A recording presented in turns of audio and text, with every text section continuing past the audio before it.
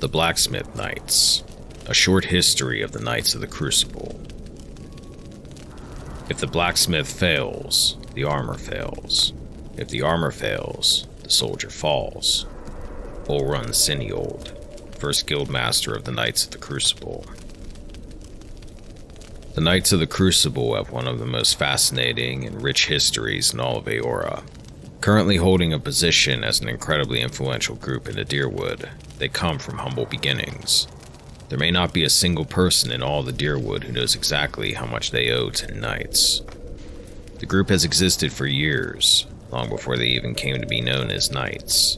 They started as a group of blacksmiths, led by Olrun Siniold, who came together to form a guild. Olrun felt it imperative for the members to unify, sharing their knowledge through the guild in order to keep the skills and techniques they had spent their lives perfecting. He called the guild the Crucible, insisting that, though their work was used for destruction, they should always be remembered as creators.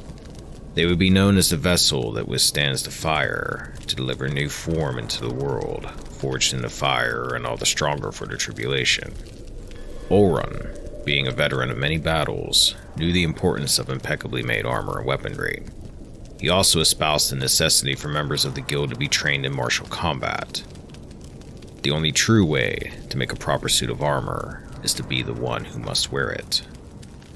Olrun led the guild for years, instituting a policy that any man who wanted to join must not only be a skilled blacksmith, but also take the time to learn how to hold himself in battle.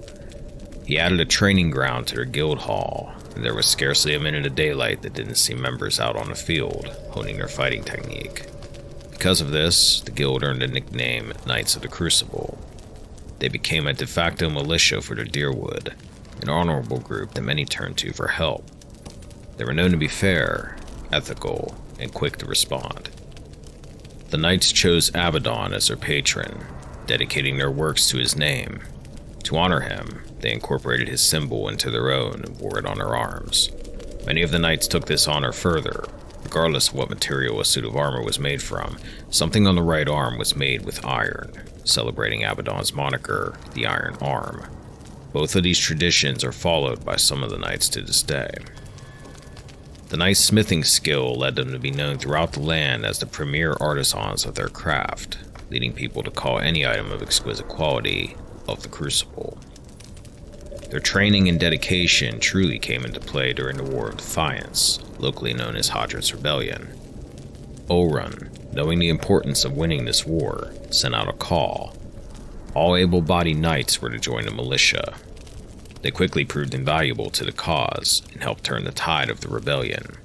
This was particularly true in the Battle of Defiance Bay. Admeth had already been lost in a previous battle, and morale for the Dyrwood militia was failing.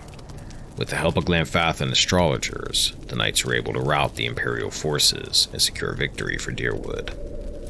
The new Duke, grateful for the help and knowing that without the Knights, the Dyrwood never would have survived, made a decree. The Knights would henceforth be welcome into the Duke's castle and become his official royal guard. In recent years, the Crucible aspect has fallen by the wayside in favor of Knight. The requirement that the members be proficient in both smithing and martial combat has loosened to the point that anyone who applies is guaranteed entrance, even if they possess little or no smithing experience. This is an allegation that is vehemently denied by the Knights.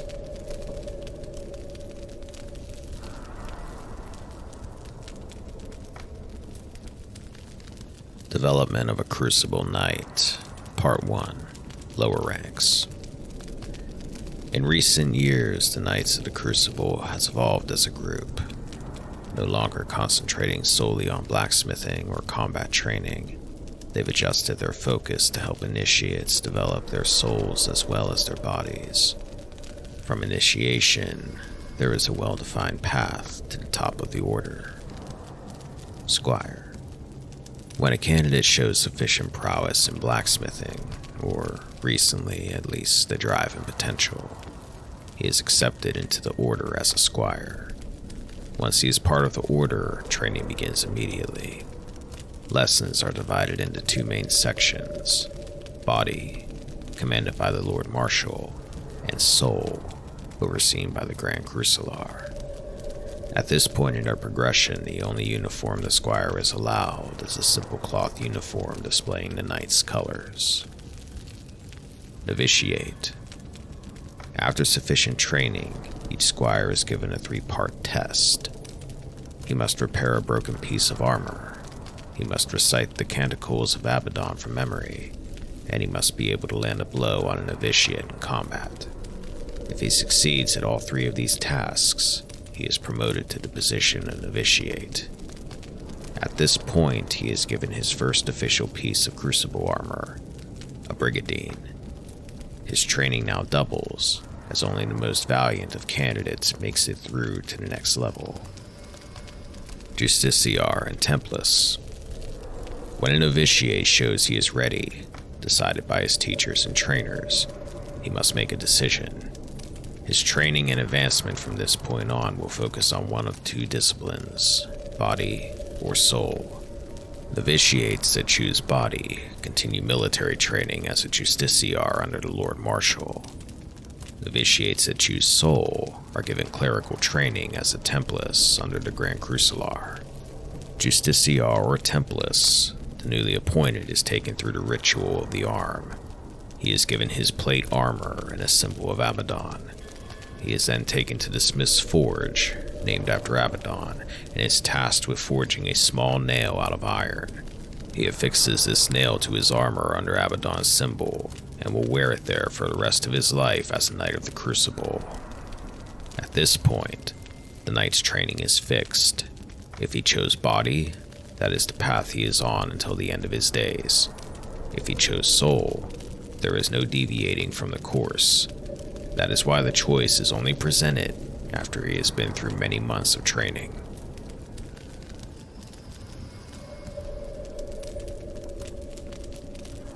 Development of a Crucible Knight, Part 2, Senior Ranks. Commander and Forge Master. Once a path is chosen, the Knight's life is spent training in his preferred discipline. Pomp and formalities that surrounded his life up to this point are all but gone.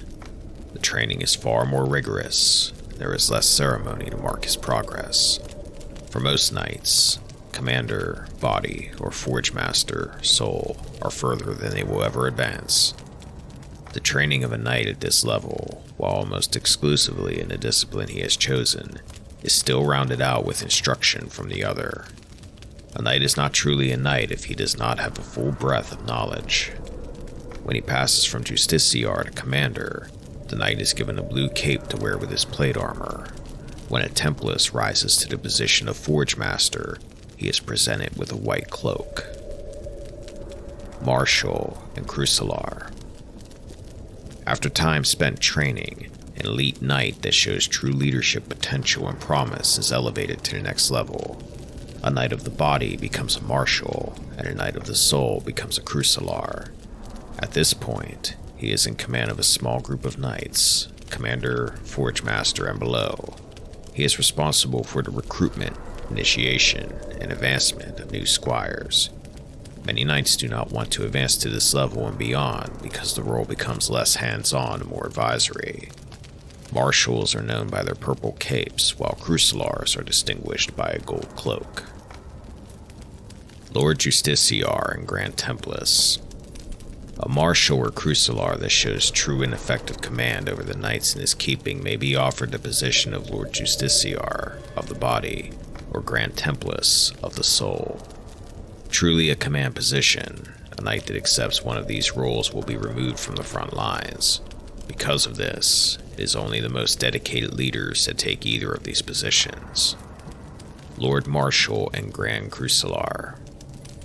There is not a single knight that oversees the entire group. This responsibility is split between the Lord Marshal, Body, and the Lord Crucilar, Soul. Any knight that advances to this position does so only with the support of the knights as a whole. He must be nominated and selected by a majority of the knights. Once in the position, he is there for life. The Lord Marshal or Lord Crucilar may step down from his post if he so chooses, but that is only to retire from the life of a knight. The stress and responsibility of this position is such that many refuse it. even if they are capable of handling it. Lord Marshals and Crucillars are well known and generally respected throughout the land, not just within the Knights.